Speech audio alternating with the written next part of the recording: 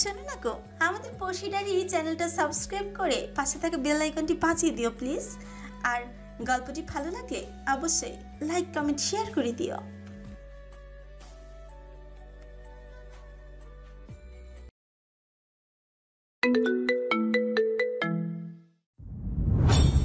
রাহা কিছু না বুঝে দাদানের দিকে তাকিয়ে হাসে।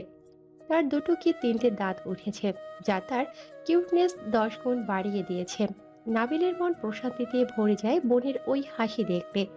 তার মধ্যে পৃথিবীতে এর থেকে সুন্দর কিছু সে দেখেনি।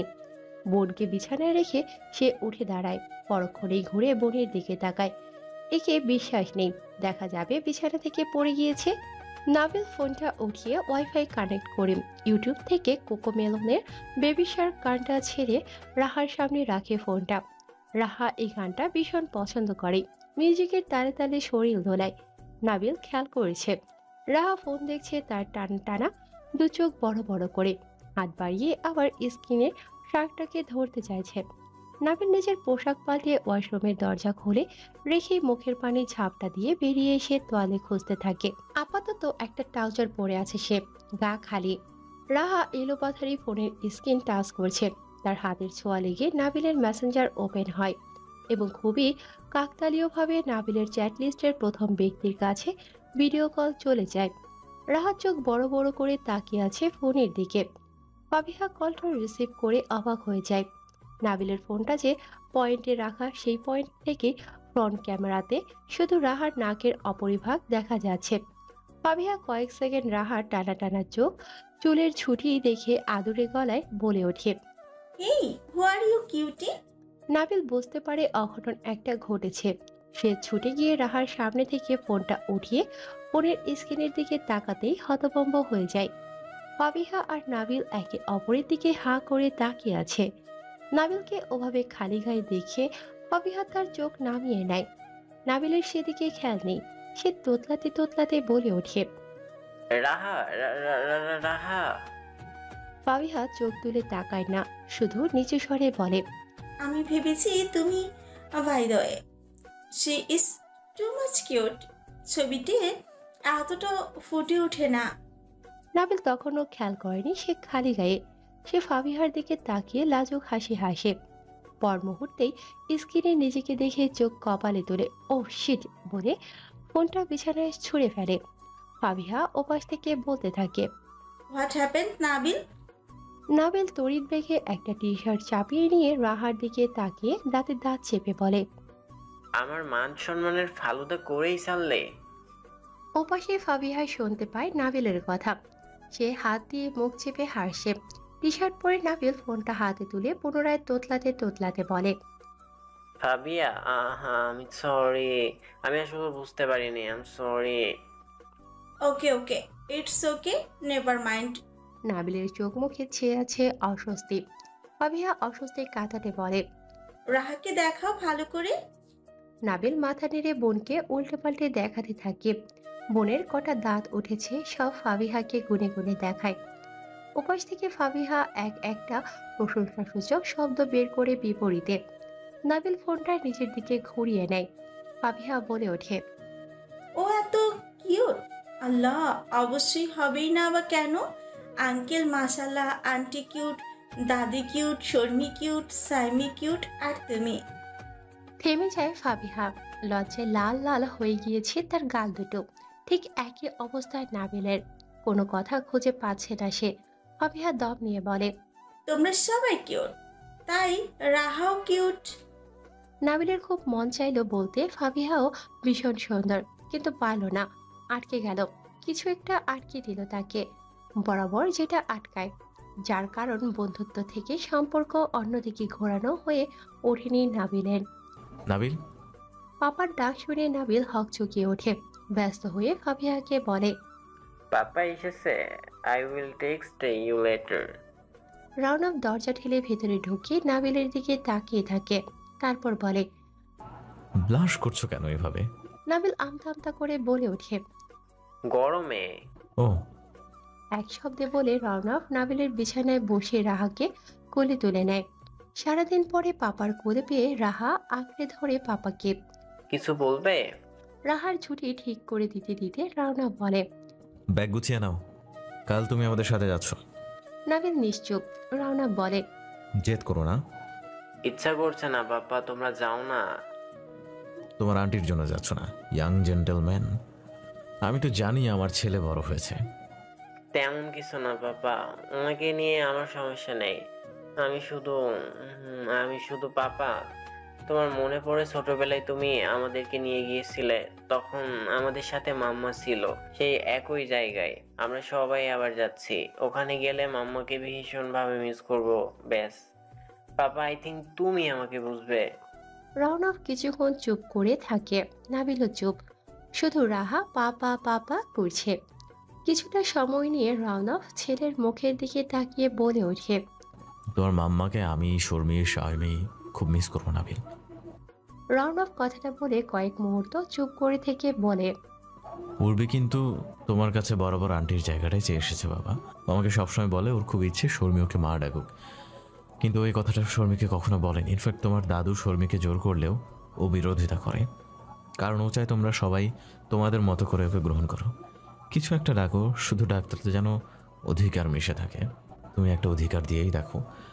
নাবিলের মনে অনেক জায়গা আমার জানা মতে। নাবিল নিশ্চুপ। রওনক বলতে থাকে, উর্বি পাঠিয়েছে আমাকে, যদি যাও তবে উর্বি ধরে নেবে তুমি তাকে কিছু একটা অধিকার দিয়েছ, আর যদি না যাও সেক্ষেত্রে ইটস ওকে বেটা, টেক ইউর টাইম। কথা শেষ করে রওনক রাহাকে নিয়ে উঠে দাঁড়ায়। নাবিল বোনের হাত টেনে ধরে। রওনক ঘুরে তাকায়। নাবিল এগিয়ে গিয়ে রাহাকে গুড নাইট পাপ্পি দেয়। তারপর অভ্যাস মতো বোনের হাত নিয়ে নিজের গালে বোলায়। রওনক ছেলে মেয়ের দিকে তাকিয়ে ম্লান হাসে। রক্তের সম্পর্কে সৎ বলে কিছুই হয় না, যার উদাহরণ তার সেদিনের পুচকে নাবিল আর তার প্রাণপ্রিয় বোন রাহামণি। সন্তর্পণে ঘুমন্ত রাহাকে বিছানায় শুইয়ে দিয়ে উর্বির দিকে তাকায় রওনক। উর্বির ড্রেসিং টেবিলের সামনে বসে চুলে চিরুনি বসিয়ে গুনগুন করে গান গাইছে, হাতে পায়ে লোশন মাখছে। রওনক বিছানায় বসে উর্বির কাণ্ড কারখানা দেখছে। মস্তিষ্কে তার জট লেগেছে কিছুক্ষণ আগে, সেগুলো ছাড়াতে ব্যস্ত রওনক করিম। উর্বির দিকে ঝুঁকে যাওয়াটাকে মৃত সীমালার প্রতি অসম্মান কিংবা সীমালার স্মৃতিকে অসম্মান করার গ্লানি নিয়ে উর্বির সাথে সংসার করাটা স্রেফ সমঝোতা। এই স্নায়ুযুদ্ধে বরাবর রওনক ক্ষত বিক্ষত হলেও শেষে চোখ মেলে যখন ওই রমণীকে দেখে, তখন রওনক একটা জিনিসই দেখতে পায়, সে ভালো আছে। সীমানার মতো জীবনসঙ্গী বাচ্চারা কিংবা উর্বির মতো জীবনসঙ্গী বাচ্চারা সবটাই তার ভালো থাকার কারণ। কাকে অসম্মান করলো, কার সাথে সমঝোতা করলো, এত যুক্তিতর্কে রওনক জড়াতে চায় না। সে একটু ভালো থাকতে চায়, যতটা ভালো থাকলে অন্যদের ভালো রাখা যায়। উর্বি মাথা ঘুরিয়ে রওনকের দিকে তাকিয়ে মুচকি হাসে। বিনিময়ে রওনক নির্মল হাসি ফিরিয়ে দেয়। অথচ ওই রমণী টেরও পায়নি রওনকের মস্তিষ্কে এইমাত্র একটা যুদ্ধ শেষ হয়ে জয়ী হয়েছে রওনক। ভীষণ ক্লান্ত তার স্নায়ু। নামাজ আদায় করতে হবে। উর্বি উঠে মেয়ের পাশে গিয়ে শুয়ে পড়ে। রাতে উর্বি সুতি কাপড়ের নাইটি পরে শোয়। এতে রাতে মেয়েকে বারবার উঠে দুধ পান করাতে সুবিধা হয়। ঘুমের চোটে বারবারই হাই তুলছে সে। রওনক মা মেয়ের গায়ে চাদর টেনে দিয়ে ওয়াশরুমে ঢুকে অজু সেরে নামাজে দাঁড়ায়। রাত তখন 12:30টার বেশি। মোনাজাত শেষ করে যায় নামাজ যথাস্থানে রেখে রওনক বিছানার কাছে যায়। ঘুমন্ত উর্বি আর রাহাকে দেখে নিজের অজান্তেই সে মনে মনে বলে ওঠে, মাশাআল্লাহ। মা মেয়ে দুজনেই গভীর ঘুমে আচ্ছন্ন। উর্বিকে মাঝখানে রেখে রওনক উর্বির পাশে শুয়ে পড়ে। একটু কাছে ঘেঁষতেই ঘুমের মধ্যে উর্বি রওনককে আঁকড়ে ধরে। উর্বির ভারী নিঃশ্বাস আশ্রে পড়ছে তার গায়ে, আন্দোলিত হচ্ছে তার রোমকূপ। হাত দিয়ে উর্বির এলোমেলো হয়ে যাওয়া চুল সরিয়ে দিয়ে রওনক তাকিয়ে থাকে তার মুখের দিকে। মনে মনে বলে ওঠে, জীবন যেখানে যেমন, জীবন সুন্দর আলহামদুলিল্লাহ। অন্য সময় শর্মীকে বোমা মেরেও ভোর 4টার সময়ে ঘুম থেকে তুলতে পারত না কেউ, কিন্তু আজ ট্যুরে যাওয়ার উত্তেজনায় তার মস্তিষ্ক এতটাই উদ্বেলিত ছিল যে সারা রাত এক ফোঁটাও ঘুম আসেনি চোখে। বালিশে মাথা রেখে সারা রাত ছটফট করেছে কখন 4টা বাজবে। ঘড়ির কাঁটা 4টার ঘরে পৌঁছাতেই শর্মী ধরফড়িয়ে উঠে বসে। সাইমি তখন গভীর ঘুমে আচ্ছন্ন, তাকে এক প্রকার ধাক্কা মেরে ডাকতে থাকে। সাইমি ঘুরে ওপাশ ফিরে শুয়ে পড়ে। শর্মী তখন চেঁচিয়ে ওঠে, প্লেন চলে গেল আপু আমাদের রেখে। রাহার লাল জুতো নিয়েছো? হ্যাঁ। গরম কাপড়? উর্বি ব্যাগ চেক করছিল, মাথা তুলে রাউনাফের দিকে তাকিয়ে বলে, গরম ঠান্ডা নর্মাল সব কাপড় নিয়েছি। এখন আপনি আমাকে কনফিউজ করবেন না তো শর্মি পাপা, আমি সব গুলিয়ে ফেলছি এমনিতেই। রাউনাফ হেসে রাহাকে কোলে নিয়ে উঠে দাঁড়ায়। রাহামণি তার দাদান আপ্পিদের মতো অলস নয়। সে রোজ তার পাপার সাথে ফজরের ওয়াক্তে জেগে যায়। রাহা আসার পর থেকে উর্বির ফজরের নামাজের পরে আর ঘুমিয়ে থাকা হয় না। উর্বির তাড়াহুড়ো লাগিয়ে সব চেক করে নিয়ে আলমারি থেকে রাউনাফের একটা হোয়াইট শার্ট বের করে। সে এটাও ব্যাগে ভরে নেয়। হোয়াইট শার্টে মানুষটাকে ভীষণ মানায়। সাদা মানুষ সাদা রঙে। রাউনাফ রাহাকে নিয়ে ঘরময় পায়চারি করছিল। উর্বি বলে, আচ্ছা আব্দুল ভাই যে ছুটিতে, আমরা গাড়ি নিয়ে যাব কিভাবে এয়ারপোর্টে? উবার বুক করেছি। ও, উর্বি উঠে দাঁড়ায়। রাউনাফ বলে, তাড়াহুড়ো করছো কেন এত? ধীরে সুস্থে। করব না, সবার জন্য কিছু একটা তৈরি করতে হবে যে, খেয়েই না বেরোবো সবাই। এয়ারপোর্টে খেয়ে নেবে সবাই। তুমি মেয়ে দুটোকে তাড়া দাও, গিয়ে যাও। উর্বি ঘুরে দাঁড়ায়। রাউনাফের দিকে তাকিয়ে বলে, আর নাবিল? রাউনাফ সে কথার জবাব না দিয়ে বলে, ওদের দু বোনের ব্যাগ চেক করো, যাও। শর্মি আর শাইমি দুজনে আজ ম্যাচিং ড্রেস পরেছে। লাল কালারের সংমিশ্রণে ফ্লোরার প্রিন্টের গাউনে রাউন্ড অফ করিমের সুন্দরী কিশোরী কন্যা দুটিকে অপূর্ব লাগছে। শর্মি নিজেকে আয়নায় ঘুরিয়ে ফিরিয়ে দেখছে। ঠোঁটে কোন লিপস্টিকটা দেবে সে সেটা নিয়ে কনফিউজড। এটা তো কি নিয়েছিস শর্মি? শাইমির ডাকে শর্মি ঘুরে তাকায়। শাইমি শর্মির ব্যাগ থেকে একটা ক্রপ টপ বের করে অবাক হয়ে বলে, এটা আমি স্কার্টের সাথে পরে ফটোশুট করব বিচে, পাপার থেকে পারমিশন নিয়েছি। পাপা পারমিশন দিল? দিল তো, আন্টিও দিল। নাবিল দিল? শর্মির মুখটা মলিন হয়ে যায় সাথে সাথে। শাইমি বলতে থাকে, পাপা কিছু না বললেও নাবিল তোর কান ফাটাবে, এসব বাদ দে। কিন্তু ভাইয়া তো যাচ্ছে না। না গেলেও বা ছবি দেখে ফেলবে না? শর্মির মনটা খারাপ হয়ে যায়। পরপর বলে, কিন্তু ভাবি আপু তো সবসময় এসব পড়ে, তখন তো ভাইয়া কিছু বলতে পারে না, উল্টে ড্যাব ড্যাব করে তাকিয়ে থাকে। শাইমি মুখে বর্গীয় শব্দ করে বলে, ভাইয়া আপুকে বলবে তার ভাই, তোকে যেমন তোর ভাই বলে। এখন আমার মাথা খাস না, ভালোই ভালোই বলছি। এসব ড্রেস নিস না, পরে নাবিল খেপলে তার হাত থেকে আমি বাঁচতে পারবো না, তোকে বলে দিলাম। আর আয়নার সামনে থেকে সর, আমি সাজবো। সিঁড়ির মাথায় দাঁড়িয়ে আবারও রীতিমতো দুবোন রাহাকে নিয়ে কাড়াকাড়ি করছে। রাহাকে একটা বেবি পিঙ্ক কালারের বারবি ড্রেস পরানো হয়েছে, পায়ে বেবি পিঙ্ক কালারের জুতো। তাকে বরাবরের মতো কিউটের ডিব্বা লাগছে। দুবোন গতকালের চরের কথা ভুলে আবারও ধস্তাধস্তি করছে রাহাকে নিয়ে। রনক এবার রীতিমতো বিরক্ত। সে উপর দিকে সবার ব্যাগ নামাতে নামাতে বলে, এবার থামবে দুজন? পাপার ধমক যেন তাদের গায়েই লাগেনি। তারা ব্যস্ত তাদের কলিজার টুকরো বোনের দখলদারিতেও পেতে। পূর্বে আমিনুরকে সব বুঝিয়ে দিয়েছে। তার পরনে গোলাপি সাদার সংমিশ্রণে একটা কাঞ্চিপুরম শাড়ি, রাউন্ড অফ হোয়াইট শার্ট আর ধূসর রঙের ফলমার স্যুট পরেছে। সবকিছু গুছিয়ে সবাই লিভিং রুমের মাঝখানটায় এসে দাঁড়ায়। পূর্বী আমিরনের হাতে চাবি দিয়ে নাবিলের ঘরের দিকে তাকায়। নাবিলের ঘরের বাতি জ্বলছে। পূর্বীর মনটা প্রচন্ড খারাপ হয়ে যায়। ছেলেটাকে এত করে রিকোয়েস্ট করলো সবাইকে দিয়ে, ছেলেটার মনটাও একটু নরম হলো না। একটা দীর্ঘশ্বাস ছেড়ে উর্বি দাঁড়িয়ে থাকে। তার চোখের কোণে পানি জমেছে। হঠাৎ কাঁধের ওপর রাউন্ড অফ হাত রাখতেই উর্বি চকিতে ঘুরে তাকায়। রাউন্ড অফ নিচু স্বরে বলে, চলো, গাড়ি এসে গেছে। মাইক্রোবাসের পেছনে সিঁড়ির সিটে শর্মি আর শাইমি রাহাকে নিয়ে বসেছে। ব্যাগগুলো ডিকিতে রেখে রাউন্ড আপ উঠে মাইক্রোবাসে পাশের সারির সিটে উর্বির পাশে বসে। ড্রাইভার গাড়ি স্টার্ট দিচ্ছে না দেখে শর্মি রাউন্ড আপকে বলে, কি হলো পাপা, আমরা তো সবাই এসে গিয়েছি। রাউন্ড আপ হেসে বলে, একজন বাকি আছে, ওদিকে তাকাও। শর্মি শাইমি উর্বি মাথা ঘুরিয়ে গাড়ির জানালা দিয়ে তাকায়। নাবিল লম্বা লম্বা পা ফেলে কাঁধে ট্রাভেল ব্যাগ নিয়ে আসে। তারপরে সাদা টি শার্টের ওপরে navy blue shirt, black jeans এবং ব্ল্যাক অ্যান্ড হোয়াইট ক্যাজুয়াল স্লিকার্স। চুলগুলো সেট করা, সানগ্লাসটা গলার কাছে ঝুলিয়ে রেখেছে। শর্মি শাইমি অবাক হয়ে তাকিয়ে আছে। উর্বি তো একবার রাউন্ডাফের দিকে তাকায়, একবার নাবিলের দিকে। রাউন্ডাফ হাসি হাসি মুখ করে বলে, ছেলেটা মারাত্মক সুদর্শন হচ্ছে, তাই না? উর্বি অজান্তেই মাথা নাড়ে। নাবিল গাড়ির কাছে এসে হাঁপাচ্ছে। এক প্রকার ছড়তে ছড়তে এসেছে সে। জানালার ভেতরে সরাসরি রওনকের দিকে তাকিয়ে বলে, গাড়িতে জায়গা হবে? রওনক হেসে মাথা নাড়ায়। নাবিল বলে, আমাকে এয়ারপোর্ট পর্যন্ত নিয়ে যা পাপা, তোমাদের পরের ফ্লাইটে আমি আসব। তার দরকার নেই বেটা। নাবিল অবাক হয়ে বলে, দরকার নেই মানে? মানে তোমার জন্য ও টিকিট বুক করেছি আমি জানতাম তুমি আসবে। নাবিল পাপার দিকে কয়েক মুহূর্ত তাকিয়ে থেকে পেছনের সারির সিটে শর্মির পাশে বসে পড়ে। উঠে সে শর্মির কোল থেকে রাহাকে ছিনিয়ে নিয়ে নিজের বুকের সাথে মিশিয়ে নেয়। রওনক আর উর্বি দুজনের দিকে তাকিয়ে মুস্কি মুস্কি হাসে। উর্বির আনন্দ উর্বি প্রকাশ করতে পারছে না।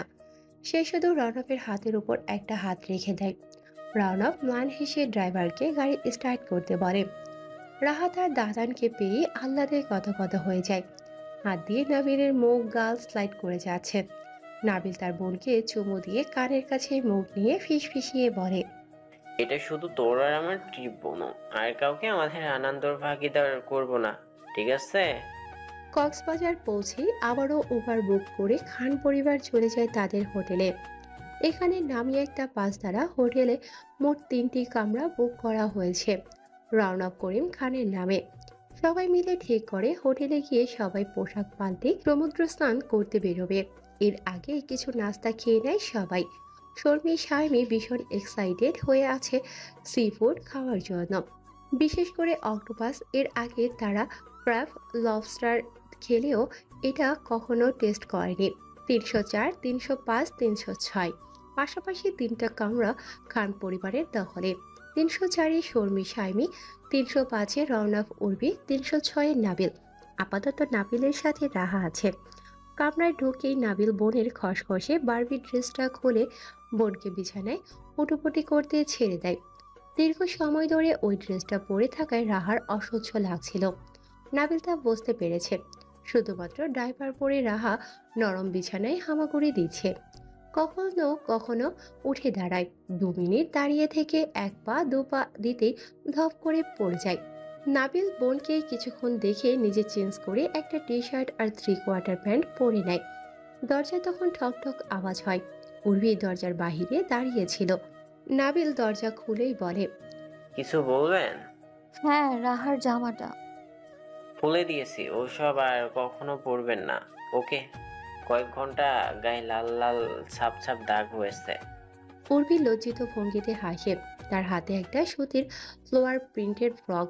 নাবিল দৃষ্টি ঘুরিয়ে উর্বির হাতের দিকে তাকিয়ে বলে, দিন, আমি পরিয়ে দিব। কিছুটা সময় বিশ্রাম নিয়ে সবাই সৈকতে যাবে বলে রওনা হয়। সবার পরনে মানানসই পোশাক।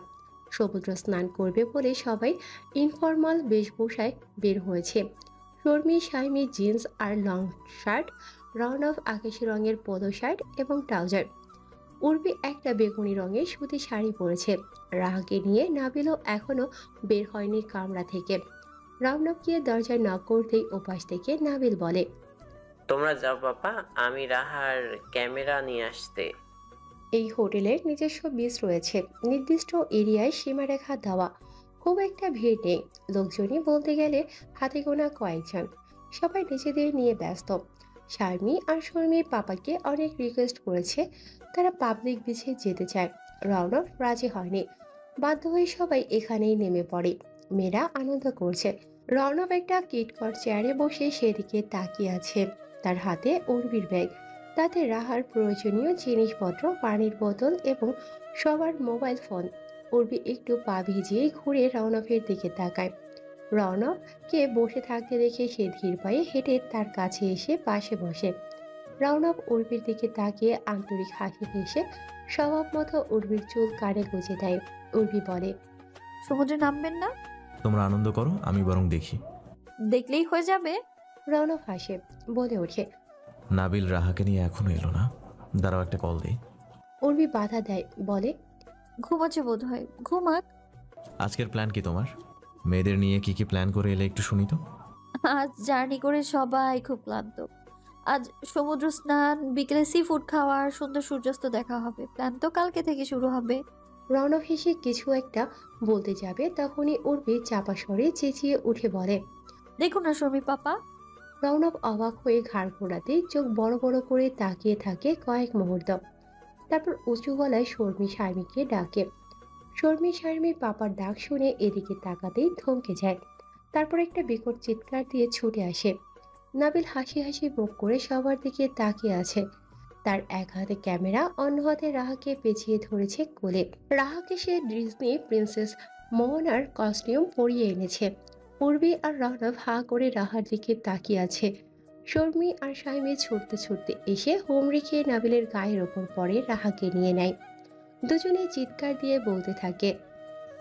মাশাল্লাহ মাশাল্লাহ। শাইমি উত্তেজনা দমিয়ে রেখে বলে।